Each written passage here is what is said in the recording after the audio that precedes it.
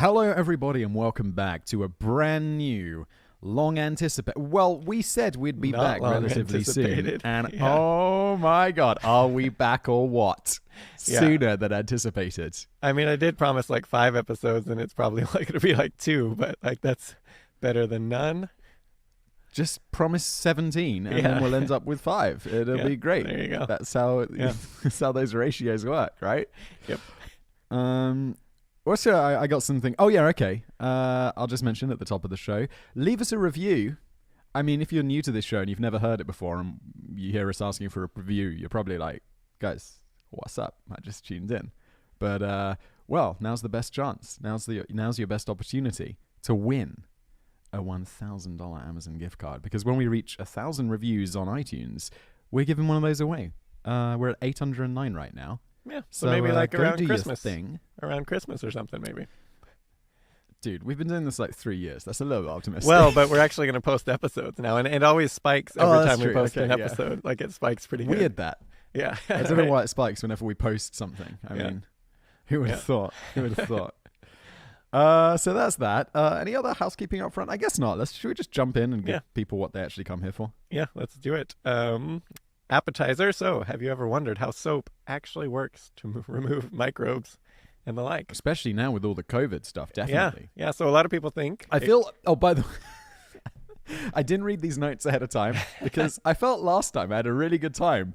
I do another channel called Business Blaze, which you've definitely heard of. Maybe some people watching know. Yeah. And I just react to something for the first time. I've never read the script. So much before. Better. Like, it's so much easier to.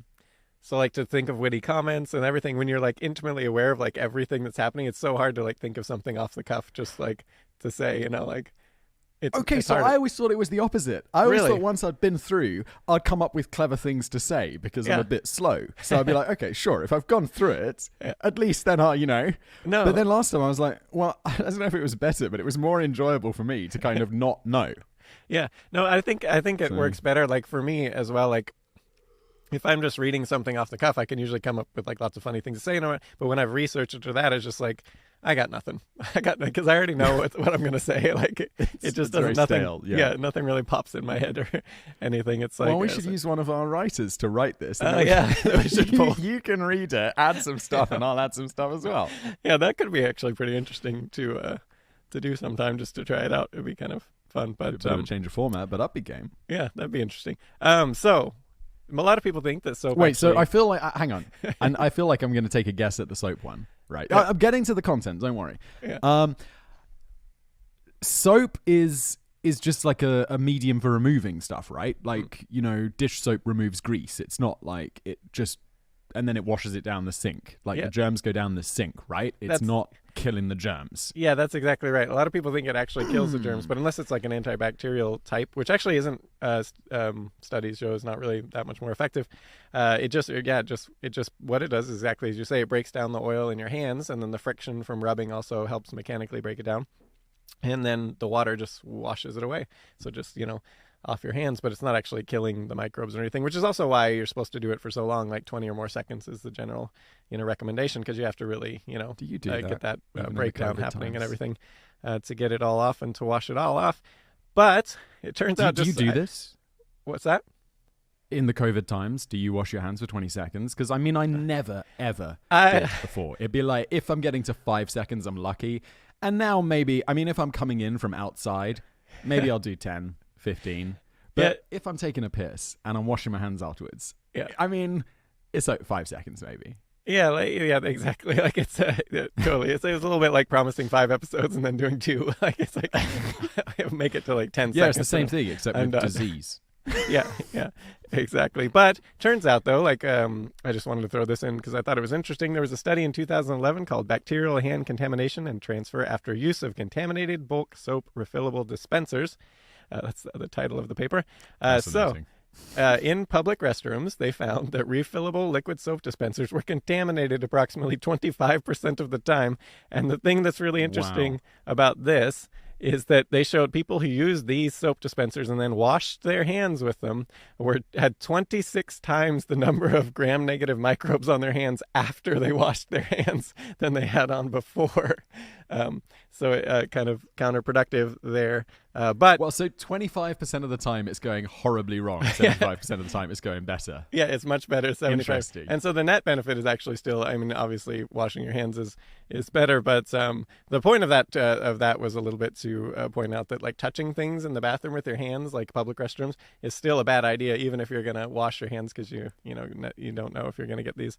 You're not actually. Dude, I don't know about you. I don't touch shit in a public bathroom. I'm like, I'm using my shirt cuff. I'm using I'll put my hands in my coat pockets and reach up and grab things. Yeah. Like, use your I foot. flush. If I'm using a stool, I flush, absolutely mount that shit and flush it with my foot.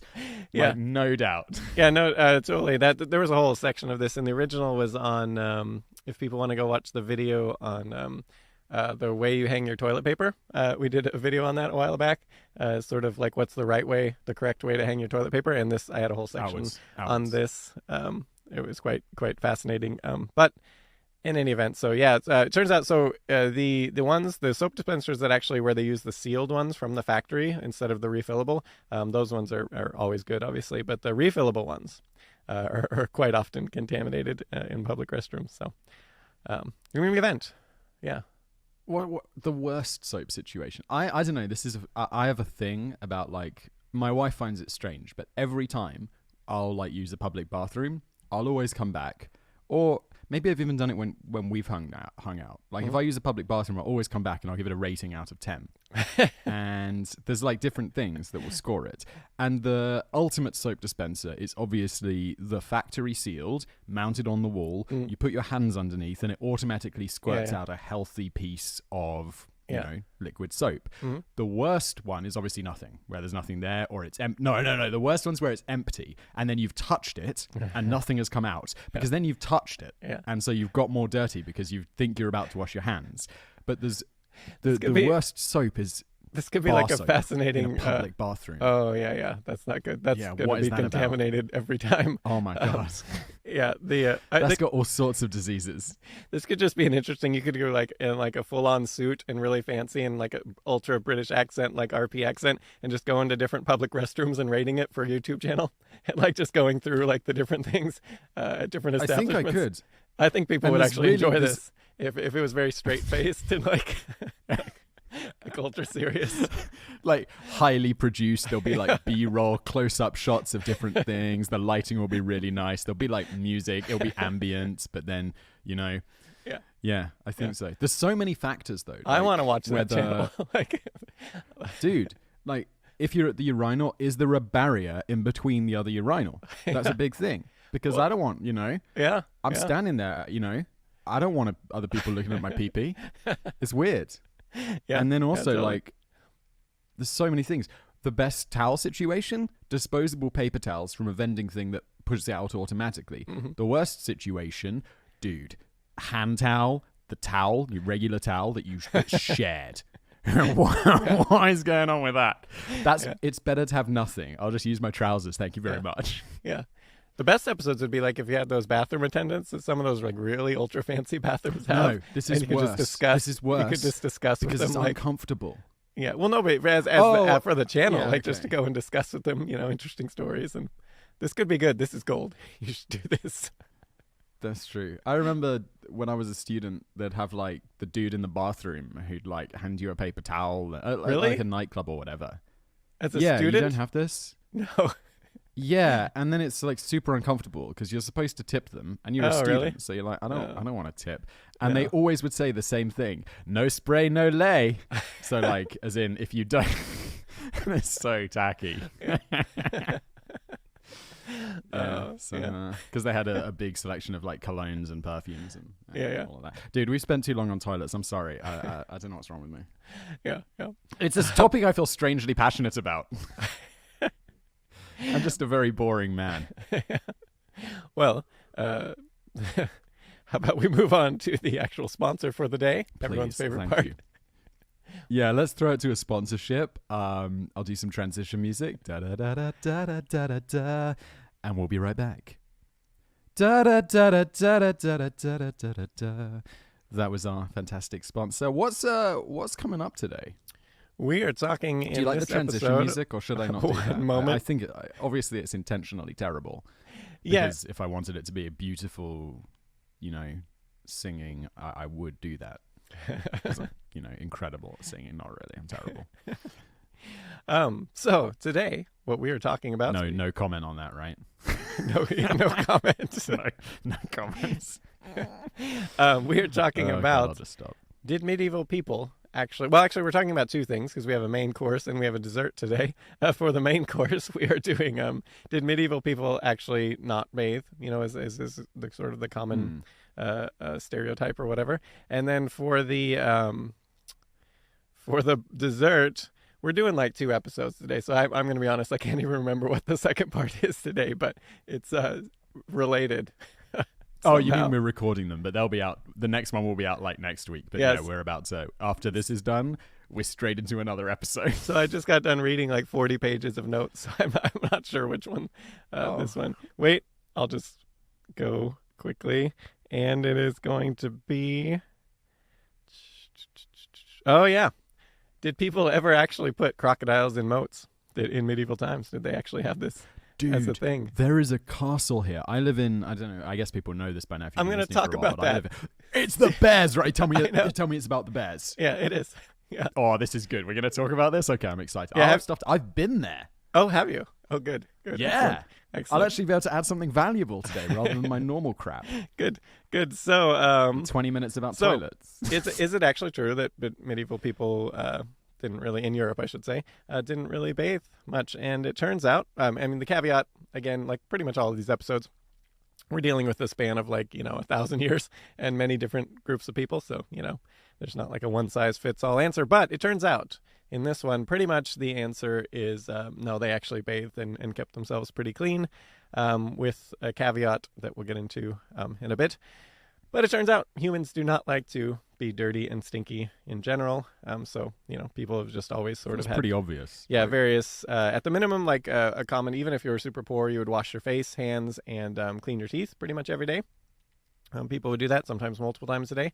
And so there's interesting one on the cleaning the teeth. They had these like cleaning twigs, which you would chew one end of the twig until it almost is like a little toothbrush thing. And then you'd brush your teeth with it. And what was interesting about this is the twigs that people started to commonly use over time were actually are shown to have great antimicrobial properties to them. So by chewing them, it sort of cleans your mouth a little, and then brushing your teeth with them. So they were kind of a thing. And so, obviously these people didn't know that was happening, but clearly people over time observed that some roots and twigs worked better than others for cleaning. So it just became the thing. I think I learned this from the novel The Beach, which was made into a pretty weak movie with Leonardo DiCaprio.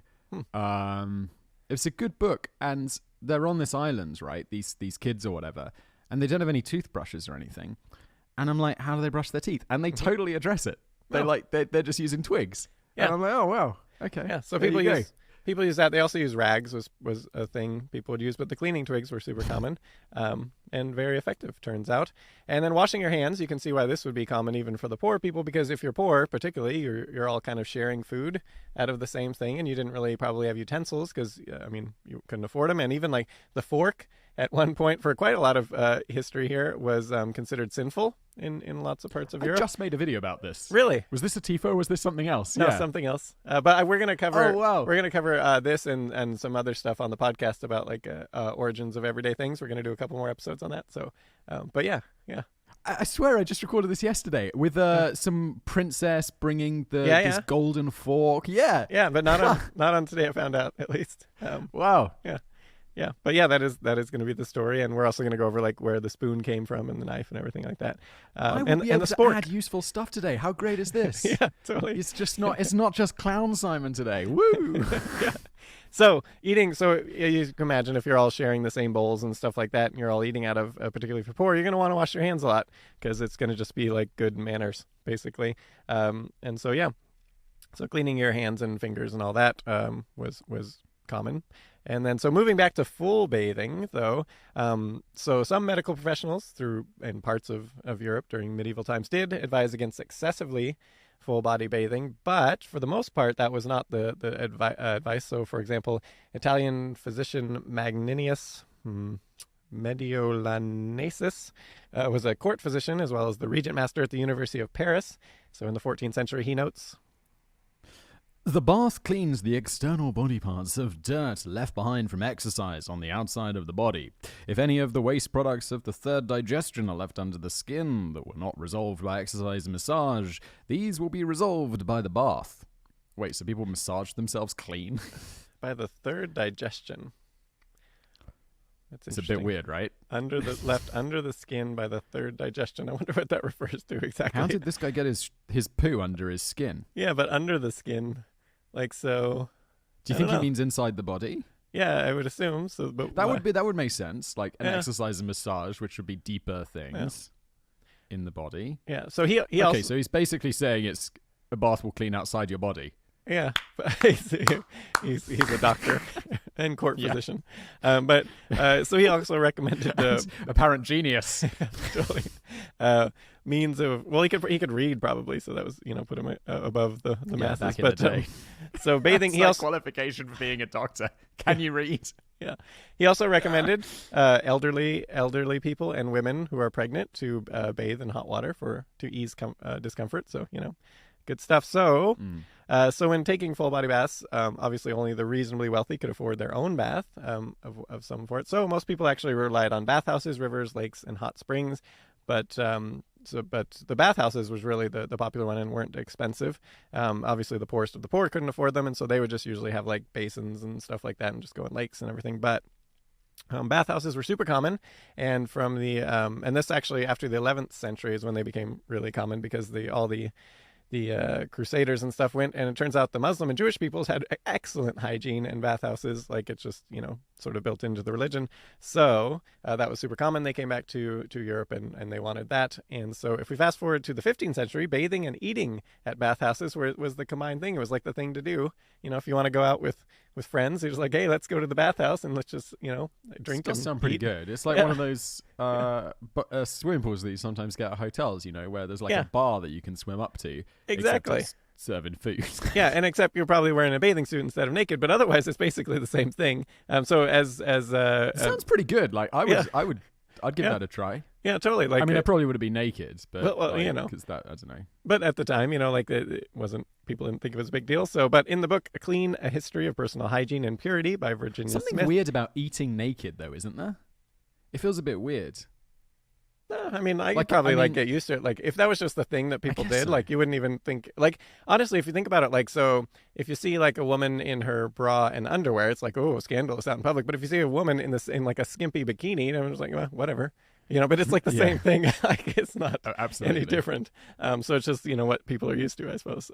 So you would probably get used to it in 2 seconds and just be like, whatever. But anyways, Clean History of Personal Hygiene and Purity by Virginia Smith. She notes.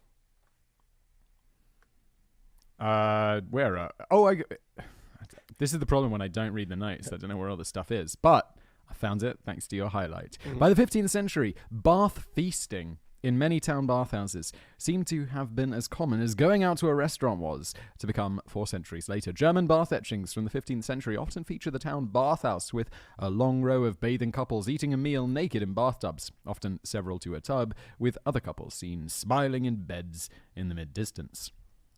Yeah, and so... Sounds kind of, like this doesn't sound bad. No, and connecting it to eating, you would have to, because a lot of these bathhouses were connected to bakeries, because they would have their ovens going, all the time, and also have to keep the temperatures regulated in their buildings, even when they're not cooking or whatever. So you're sitting there in the bath, like that's next to a bakery, baking bread and stuff. You're smelling that delicious stuff. Oh, so good. I've been walking to work recently because I don't want to go on the public transport because of COVID, and I was taking Ubers to work every day, but I don't know how it is in you have to wear a mask, right? That's kind of the law. Yeah. But I've ridden like 2 out of 10 Ubers and they just don't have the mask over their nose, and I'm like, guys, what's going on? Yeah. And so I just started walking to work because and where was I going with this? Oh yeah, and there's a bakery on my way to work, and every day if I walk that way, it's like, no, I'm not going to get like a delicious chocolate croissant today. I'm not going to do it. And then you smell that bakery smell and it's like, oh, it's happening. Yeah, totally. Oh, it's and they're irresistible. so big. Yeah. Oh, so I speaking... didn't walk that way today. Speaking so of... I'm just having a meal replacement food shake. Speaking of voracious appetites, so the The bathhouses were not gender divided, typically, unless it was a church one, which we'll get into. So you have, naked people having a good time together. And no surprise that it became common to have a really good time. And so, like, if you didn't have a partner, obviously they had prostitutes were always very well-smelling prostitutes were always around. But also, if you had a partner, like, it was just it was a frequent place to just go, eat, bathe, have sex, whatnot. So church groups, as you might imagine, look down on bathhouses. They got to change that water, though. Yeah, right. Totally. Yeah. So the church groups did generally look down upon bathhouses, which led to the myth that the church was against bathing, but that actually wasn't the case at all. They were quite the opposite. But bathhouses it was. So, for example, excerpt from the 11th century minister Burchard of Worms, he states, "If thou, being a married man, hast shamed the nakedness of any woman, as I say her breasts and her shameful parts, if thou hast, thou shalt do penance for 5 days on bread and water. But if thou art not married, 2 days on bread and..." That's mighty specific. "Hast thou washed thyself in the bath with thy wife and other women, and seen them nude, and they thee, if thou hast, thou shouldest fast for 3 days on bread and water." Wait, so he's saying he's a minister, and if he's like, yeah, if you go to the bathhouse and see it with some prostitutes, just eat bread for 5 days. All good.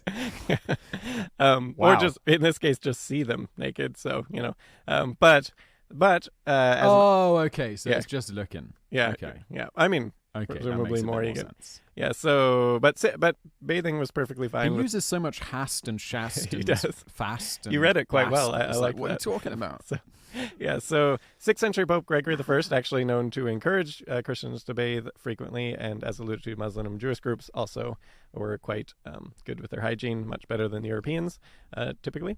But and even in Europe, as time progressed, it actually the church itself actually would it was common to build bathhouses kind of near a monastery, and the only difference between these ones and the other ones is there was no prostitutes, and they the men and women were separated, so just like a whole lot less fun. So they also, there was a monastery. A lot of the monasteries themselves had their own baths with water piped in too, so that was quite fancy for this. So, like Westminster Abbey actually required the monks to bathe before Christmas, Easter, and at the end of June and at the end of September.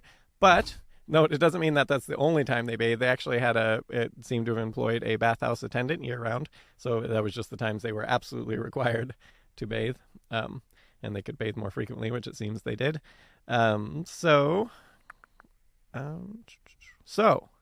when did people actually start? So up until this point, they did bathe very frequently. So when did they sort of stop? And this started around the mid-14th century. So about 60% of the European population died within 7 years. So a little over half the population just gone, which is just insane with the Black Death and all that. So naturally, during that period, the communing in bathhouses became like a thing of the past temporarily. But it did, after the Black Death was over, pick back up. What's the snap? I see the snap. Oh, the snap. That I was giving a reference that you wouldn't get, so I skipped over it. Oh, yeah. No, I see, you say not too dissimilar to, in the notes, not too dissimilar to the snap. I have no idea what that is. Yeah, the Thanos, snap, Marvel. Everyone on the planet except for you. That's not true. Lots of people haven't seen this. Really? Lots of people haven't seen this. Yeah. I think maybe you just 20% keep telling of yourself people in the world have seen this Marvel stuff. I'd say 20%. 20%. Well, if you went out on the street, I would say, how about the Western world? people, Can we say the Western world? Yeah.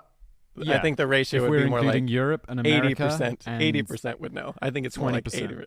I think you 20%. might. We should do. No one over 60 has seen this. I mean, very few. Like, if I ask my parents what's Marvel, they'd be like, it's something to do with comics. Yeah. And they see a lot of movies. Yeah.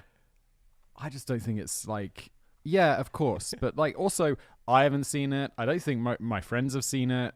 Really? My wife definitely hasn't seen it. Her parents haven't seen it. Fascinating. I don't know. I just feel like I don't move in a circle of people who see Marvel movies. I think that's part of it. Is my whole circle is online Exactly. online people who are up on every meme and like. Oh yeah, of course, on the internet, and it's like you go onto Twitter, and if we did a Twitter poll, it'd be 99% of people have seen it. But Or that's 'cause it's YouTube. Twitter. YouTube. But the fascinating YouTube, part for sure. is that you move in that circle and you still haven't. And Yeah, didn't but understand that's the not the reference. real world. But you know, That's not the real world. yeah, but the fact that you sort of live in that circle and still don't, it's quite fascinating. It's like a bubble It's 'cause of I just anti. don't like it. Yeah. I A just bubble find it of boring. It's not like I'm doing anti-pop something. culture. I don't. Yeah. I like pop culture. Yeah, There's loads of stuff I like. Like I enjoy Star Trek enormously. Yeah, This is pop culture. I just don't enjoy fantasy, and the Marvel stuff is too close to fantasy for me. I'm just bored. It's such one of the best though. Like, what series could go like 20 movies to have this whole story arc that ends, and that's like and they finished it so well, like, which is rare. You know, usually when you have these things like that, it just disappoints at the end. And this one, they actually nailed it. A little bit like Star Trek Next Generation's final episode was just, they nailed it. You know, it was so good. Really wrapped it. Yeah, exactly. And so, but that doesn't happen very often, and they did it. They pulled it off somehow. So all I've got to do is see 17 movies. Yeah. I really enjoy Iron Man, but Yeah, I can't.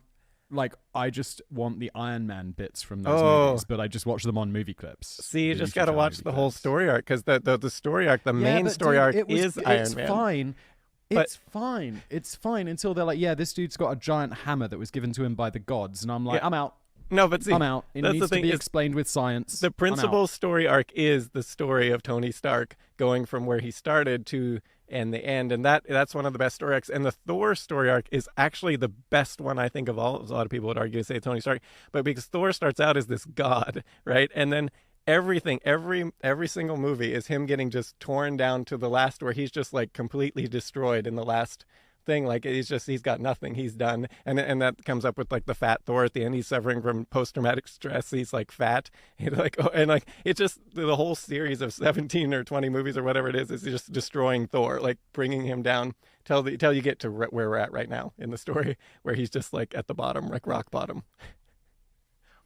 It's quite good. Okay, Yeah. but you still got a magical hammer, dude. Yeah, Still got but a it's magical funny. hammer. And Thor Ragnarok, I don't care who you are, that movie's a classic. I have heard that that's a very good movie for Yeah. more people than just you. Yeah, it revived the whole Thor thing. Quite good. But anyways, we should. Yeah, but he's a weird wizard. I'm out. Yeah.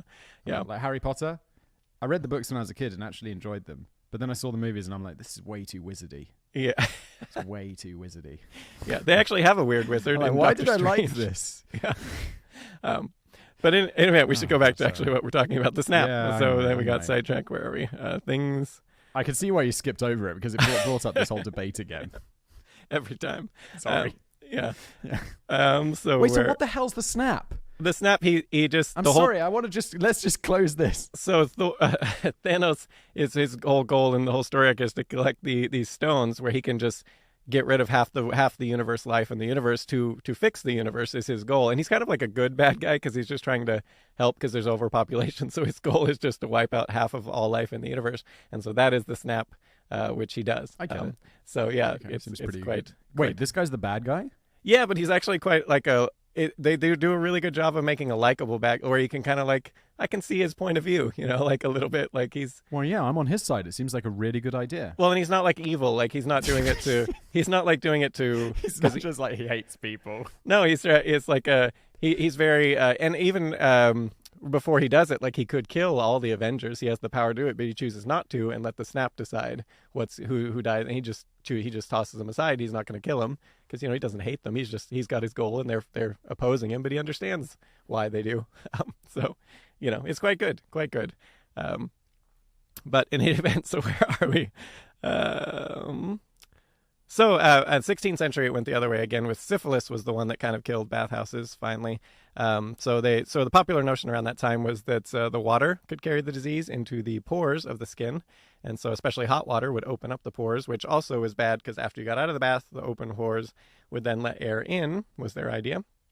and more disease. It's And not right, though. Right? no, Just to double check. yeah, no buts. I mean, like they were kind of on track a little bit, because if you have this bathhouses where people are sharing food with each other and using their hands to eat, and they're having sex there in the water, and they're all be carried in water. yeah, and sure. they're all sharing this warm water that's probably not the most hygienic in the world. So yeah, there probably was places where you could, good place to get syphilis and stuff like that. And even home baths, if you had them, people always, they shared the hot water, and it was like like you would invite friends over, like the kings and stuff would have their home baths, and everyone would just get in and have a good time together. So yeah, they were probably good places for disease. So as noted by Dutch philosopher Erasmus in 1526 of the demise of the bathhouse.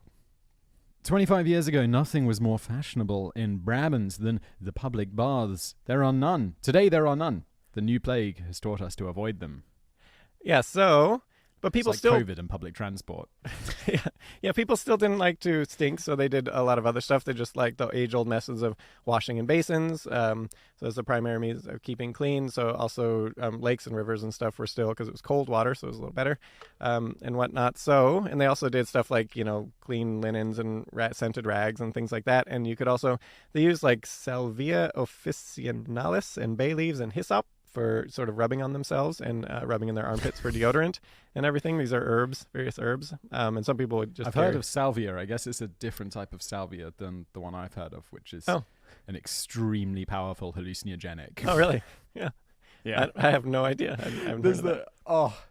One of the greatest classic videos on YouTube is called Gardening on Salvia. And if you've not seen this, it's like, it must be like 2005 or something. And it's the most... I remember watching this back in the day, and it's just a guy who takes a hit of salvia, and he's like talking about... He's like doing gardening, and he's like, okay, what we're going to do is we're going to pot these plants, and then the salvia kicks in. It's just like dropping the plants everywhere, like just lying down on the ground, and you're like, whoa. 5 minutes, and it's very short acting, so he gets over it at the end, and he just continues with the gardening. That is good. And I recently discovered that this is the same guy who does the Internet Comment Etiquette channel. Have you heard of this? No, I don't know that one. It's got like millions of subscribers. It's awesome. Mm-hmm. And it's like and I love this channel, and I love the gardening on salvia video, and I never put it together that they were the same dude, because there were 10 years where I'd not seen anything he did. Yeah. And the guy's a genius. It's so good. Yeah. Anyway, so that's that. We'll see. That said, apparently some people, even among the wealthy, actually did stink a bit. So Russian ambassador to France noted... Do you want to read this one? This is one of my favorite quotes. His Majesty Louis XIV stunk like a wild animal. Yeah. I think this was one of the we made a video about this, and I think this is one of the times. This was years ago, and it was one of the first times that I just couldn't keep my shit together. Yeah, we were talking about. Recording the video. I think he was the one that popularized the high heel, right? That's correct? Yes. Yeah, possibly. Yeah, and he had his nice tights and his dress and his fancy hair, and that was like the men's fashion at the time, and it sort of became women's fashion after, as sort of copying the men's fashion. And then once it became women's fashion, men didn't want to dress like that anymore, so it kind of like was sort of a interesting thing.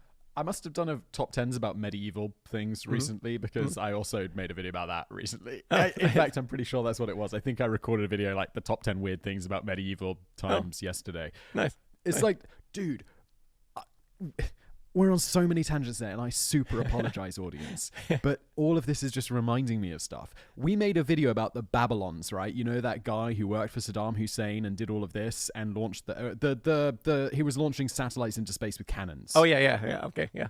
Yeah, dude, twin films, because I was recording that the day after I did like super similar video for mega projects, and I'm reading this and I'm like, I've recorded this already. I couldn't find it anywhere in like the TIFO archives. Yeah. And I'm like, what the hell's going on? I recorded this the other day, and then I'm like, oh, this is twin films, because now I don't know what to do. So I guess I'm just gonna put that on mega projects in a few weeks. Yeah. It's like everyone's gonna heard of this if they watch TIFO. That happened once, where you actually published something on, I think, Biographics, and like the same day was published like the same thing on Today, I found out, but like two obviously different authors and everything. It was like a couple years ago or something. I remember, but people were like, hey. We did a video on why this happens, right? because it'll be like something will trigger, because it happens in Hollywood as well, like Armageddon and Deep Impact and Jurassic Park and the fake Jurassic Park that no one remembers, right? Or something like this. There was another big movie, and correct me if I'm wrong, but it's like something triggers, there's an event which triggers the person who comes up with the ideas for things to put things in motion. So I figure there must have been some news article about this, like the satellite guy, like I don't know if like something came up in the news about it, because you know, generally when I'm coming up with ideas, I just pull them from like, okay, that sounds interesting, this sounds interesting, and I'll take a little note. Whoever wrote that must have done the same thing, because then they went through at the same time. That was their own. I did not suggest that. That was their own suggestion. So maybe they saw it must have been something like this. So the Russians at this time were not so finicky. They still had their bathhouses and everything, and it was just more the Europeans were going. So King Louis XIV's stench seems to come from the fact that his physicians actually advised him not to bathe, but he also didn't seem to like it. And also in the gruesome twosome class was aristocracy was Queen Isabella I of Spain, who claimed she only bathed twice in a full body bath in her lifetime. You can't skip over it. It's one of my favorite things from the original videos. I see in here, and you didn't read it. What? King Louis also stated that he found the act of bathing disturbing. Yeah. But like how? It's like, I'm getting submerged in a pool. But if you're just like, you have like those never nudes or whatever. I don't know if that's actually a thing, but on Arrested Development. That's just Arrested Development. No, but there are people who do not like to be naked, and so he was I don't just like one. to be naked, but I'm not never nude.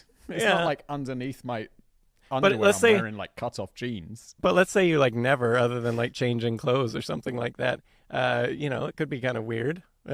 Seem odd if it was just wasn't something you ever did. I just don't like being naked around people who aren't like my wife. but think about I'll go camping with my friends, and I don't know, maybe I don't know if it's a British thing or just a me thing. Like most of my friends here are not British, but everyone will pretty much happily like strip off and go swimming in a river, whether they're like Czech or American or whatnot. And I'm like, I'm good. I'm good. You're like still in your 3-piece suit. Yeah, of course. Like, how else would you go? Yeah, exactly. Maybe it's just a me thing. Yeah. No, I don't know. I think that's actually probably pretty common. Just different people. It's also because I've got a really small penis. No, but you think about like if you'd never been submersed in water, like if it wasn't a thing, like that could be kind of weird. Like if it wasn't like a thing you were used to, like you're in air all the time in your life and then just submerge yourself in water, that could be kind of a weird experience. You've never been to the ocean and we're like, nah, I'm just not going to try it. Well, I mean, you've never been to a lake and been like, well, I'm not going to get in that. Well, with Queen Isabella, who said she claimed the same thing as him, there's some speculation that maybe because with prudish attitudes at the time, maybe she was just saying that she never bathed, or not. But she also claimed she never did, except for just the day she was born and the day she got married.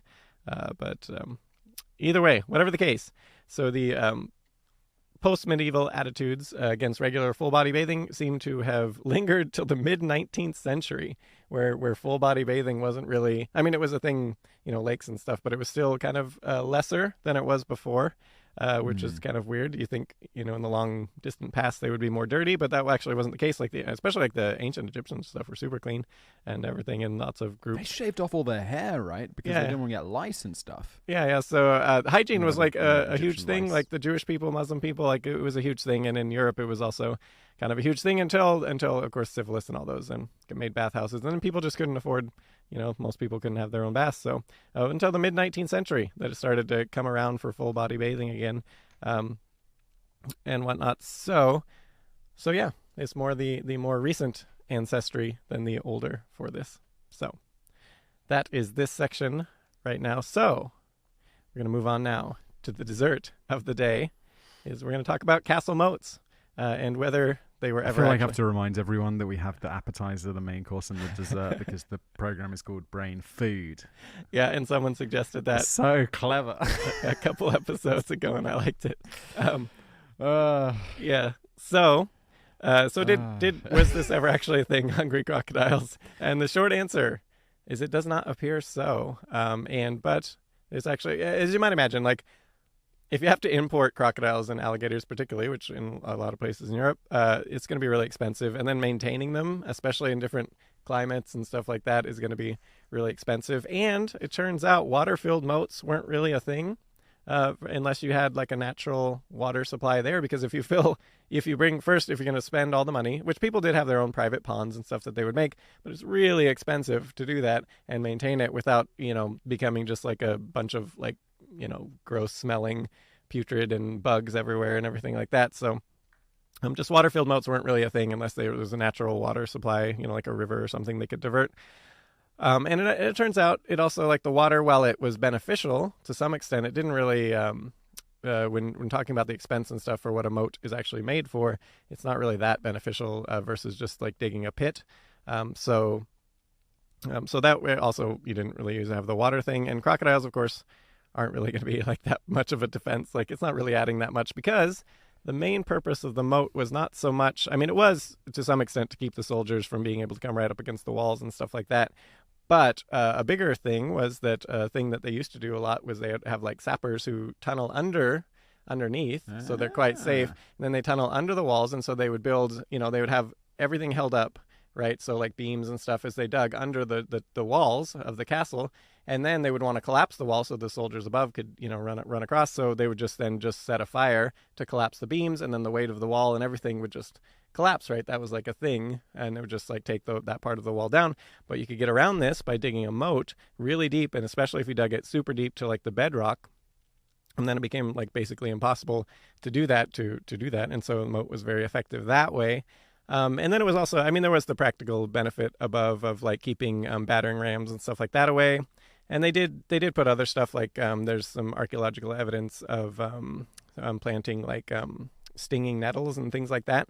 So soldiers who are coming through, they don't want to wade through that as well. But, like water and animals and stuff wasn't really a thing back then. So, and then when trebuchets became a thing, that also made moats a little less effective. But they still were like a reasonably effective thing, but it wasn't like adding water and dangerous animals wasn't going to make them, when you consider the expense and everything, practicality of it, it wasn't really a thing so much.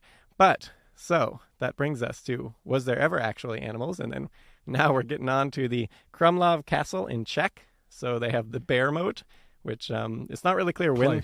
Close. Okay, how do you pronounce it? Krumlov. Okay. So it's not clear how this practice started, but the first reference of it was 1707. And it seems to be this was not for actual defense so much as it was just like a status symbol, like, hey, I got bears in my moat. So just kind of that thing. But yeah, it was just sort of a status symbol. When you know you're a baller. Yeah, you just have that. And so they've had these bears pretty much nonstop. There was a brief gap in the 19th century where they didn't, but then they picked it back up, a couple decades after. And it's still bears today. So you've been there. I have been there. There are bears. Yeah. Exciting. I think there's two of them roaming around in there. Yeah. Yeah, it's pretty cool. Like you can go over this like stone bridge into the castle, and then you look down over the bridge, and it's like, oh, there's some big ass bears down there doing their thing. Nice. You don't want to go down there. Yeah. Definitely not. Yeah, that wouldn't. So if you don't like bears, so Wilhelm V of Prince Regent of Bavaria in the 16th century, he apparently had lions and a leopard in his at the Trausnit Castle, or Traun, whatever. At some castle. Can't help you with that one. Yeah. So what about the crocodiles and moats? How did that actually become like a sort of a staple idea in popular culture? It's got to be movies or books or something, right? Yeah, it is. But the earliest legend actually goes back quite some time. So when was it? A couple hundred years, I believe, is the first reference of it. So Benedetto Croce in his Neapolitan Stories and Legends, I think it was in the 19th century, he states,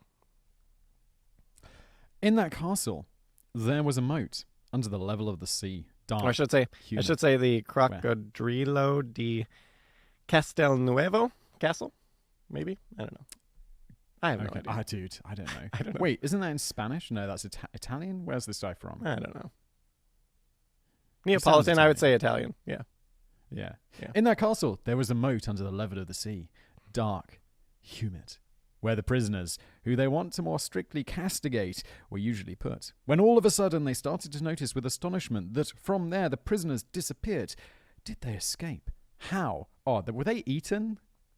Yeah. Okay, I can tell you. put a tighter surveillance and grew and a new guest inside there. One day they saw unexpected and a terrifying scene from a hole hidden in the moat, a monster, a crocodile entering, and with its jaws it grasped the legs of the prisoner and dragged him to the sea to eat him. Oh wow, yeah, no, Yeah. So that this was a book though, right? That was a legend Like a that was then story. recorded. Legend, yeah, it's okay. like a story that. So yeah, this animal apparently eventually became the executor of justice. They would send the prisoners to just be feed the crocodile. So it's not really clear when this supposedly happened. And there's no real evidence for it. So there is a suggestion that Queen Joanna II smuggled it to it is Naples from Egypt sometime in the 15th century to feed her many lovers to it. That's one of the stories of where the crocodile came from, but it's just a legend or whatever. It sounds maximum level legend. Yeah. So, but that was at least it's not like there is a legend at least that goes back pre-Hollywood and everything like that of crocodiles and moats. But then it just sort of became a thing at some point after. I wonder in the really far future. Because a lot of stuff we're not sure about today. Is that a legend? Is it the truth? Do you think in the future, distant future, 1,000 years from now, people will be looking back and trying to work things out? Yeah, and totally. Wait. Yeah. So in the 20th century, late 20th century, it seems they might have worked out how to clone dinosaurs, but we're not sure because there's a lot of evidence and a lot of talk about it. Well, and the thing about that, exactly. But the thing about that too is so much of our stuff is digital and stored on devices that are not meant to last centuries, we still have printed books and stuff, which is good. But there might come a point when that's less and less, it is already less and less a thing. So all our news is all stored on these things that are temporary and magnetic discs and things like this that are going to be hard to extract. So there's almost there might be an even greater, it seems like we're gathering so much more information we're storing. But when you're talking a span of 5,000 years from now, none of that storage is going to be around. So it's just going to be this gap of where there's not hard copies. There's not hard copies of things, We discussed this before and we had to think, I remember doing it on the show, what do we have hard copies of? Yeah. And I'm I have maybe 3 Lever Arch files and it's okay, so there's a thing that says I own my house. Yeah. There's a thing that says I have a driver's license. I mean, really? And then it's getting into what else? Yeah, everything, everything those core digital documents, and everything's digital, temporary and temporarily stored, not stored in a way that's going to last 5,000 years, or not that paper and stuff lasts paper well, will, but I mean, yeah, but also something paper. I feel, even though obviously it can be wiped out in a fire or something, digital data can be just lost or destroyed so easily. Yeah, and it is because someone has to maintain those servers, and then when they're not, maybe they recycle the parts. That's a thing that happens a lot. Is they recycle the magnets and stuff. So then it's just getting destroyed that way, or it gets tossed in a dumpster, but that's not going to survive the ages, in the trash. Yeah. And look, Backblaze, if you want to sponsor, yeah, we know we do. Yeah. Yeah, so that is today's episode. Yeah. I like this one. Yeah, the next one's really good too. I like those bears. Those it's if you are in Chesky Krumlov. Well, I mean, definitely see them. It's not a big place. You're going to see the bears, but it's worth a visit. It's pretty cool, and it's a nice castle, big castle. Oh, that's cool. Yeah, so I'll just wrap it up and say, remember that we have that contest. So leave us a review wherever you get your podcasts. That would be grand. And we'll be back pretty soon because after this is done, you and I are recording another episode. So I know, dear audience, you're going to have some stuff really soon. Yeah. And let's just wrap it up there. Thank you, everybody, for listening, and we'll be back soon.